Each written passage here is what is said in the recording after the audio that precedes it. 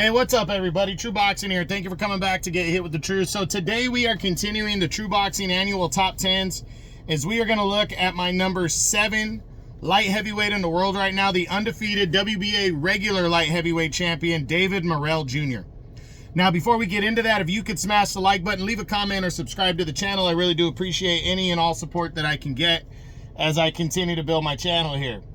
So David Morrell, he entered the year as a super middleweight. He was a WBA regular champ at super middle, but once David Benavidez made his decision to move up to 175, Morrell started to see that there wasn't a big fish that was gettable. You know, if Benavidez wasn't gonna get Canelo, do you really think that Morrell was gonna get Canelo? I think Morrell saw the writing on the wall, so he decided to move up to 175 as well, and he got a big opportunity on a big card, on the Riyadh season card that came to LA that saw Terence Crawford and Israel Madrimov. In the main event, Morrell got on that card against veteran Hot Rod Kalajic and actually got an opportunity to compete for the WBA regular belt at 175, which it's one thing to still be one of the two remaining regular champs, because you had a built-in undisputed champ like Canelo, like Crawford, and Stanionis was the regular champ there before Crawford gave up the belts. But for them to recreate a regular belt, that means an undisputed champion has been crowned, and this guy's a big name. So Morrell got a big opportunity, and he didn't look great in his first fight at light heavyweight. Let's be honest. He looked okay. He looked solid. But he was fighting a game veteran that I think a lot of people had written off in Hot Rod. He boxed well, though. He was the faster fighter, outworked Hot Rod, but Hot Rod had closed the fight strong. Ended up being somewhat of a close fight, but I feel like Morrell deserved the win.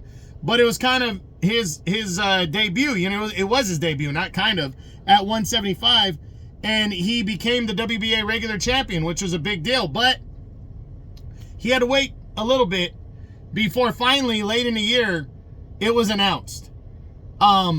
February 1st, which is 2 days from now, he gets his major opportunity against David Benavidez in all light heavyweight class. So Morrell, 26 years old, he's 11-0 at 9 knockouts, and the biggest fight of his career is here against David Benavidez. This is put up or shut up. I said this in the Callum Smith video. You can't really get very much more clear than the situation Morrell is in right now. You either look good and lose, and you'll still be a player. You win the fight close any kind of way because you're the underdog. You become the top guy towards a world title. Maybe set up a rematch, which is big for him. But if you get your ass whipped, you back down that ladder, because Morrell is the B-side going into this fight with Benavidez. But it's a major opportunity, and I think it's close to a 50-50 fight. Benavidez is the favorite. I feel that. I picked Benavidez to win this fight. Yes. But I absolutely believe two things. The fact that Morrell is the better boxer between the two, and the fact that he has a 4-inch reach advantage could be very fucking significant in this fight. And he's also got pop, just like Benavidez. So it is definitely the best opponent that Benavidez has ever fought in terms of, I don't know if it's the best opponent he's ever fought, but he's definitely never fought a guy like Morrell in this situation. Undefeated, power fighter, guy can hit with pop, can box, and he's young. Benavidez has fought a lot of former champs. He's fought combinations of those, but never all together in one. And now he's fighting all together in one.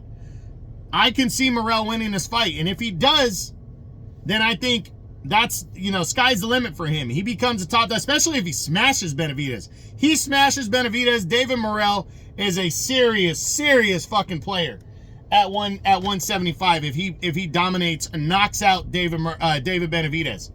But any kind of victory would be big for him. It makes him a player, but not any kind of loss does the same thing, because he's the B-side, because he's not well known.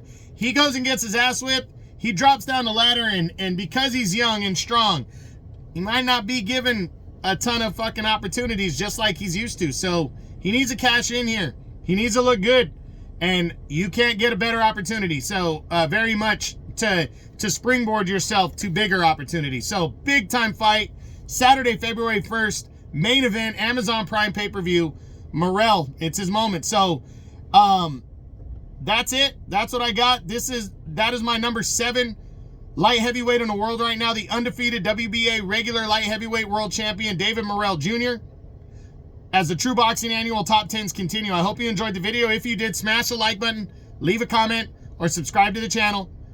I appreciate any and all support. This is True Boxing. You've been hit with the truth.